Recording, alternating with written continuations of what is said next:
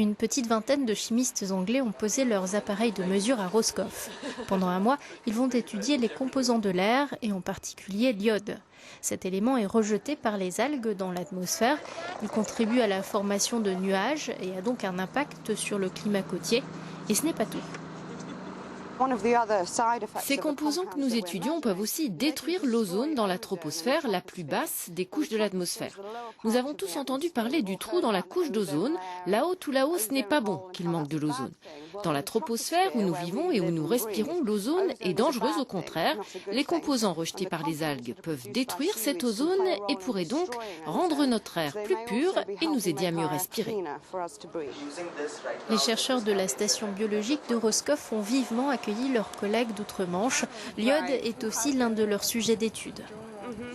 Nous, on apporte nos compétences de biologistes et eux nous apportent des compétences de chimistes. Donc, ils sont capables d'analyser, de quantifier des molécules de façon très précise et aussi de nous amener des appareillages que nous n'avons pas sur place pour l'instant et leur savoir-faire. En fait.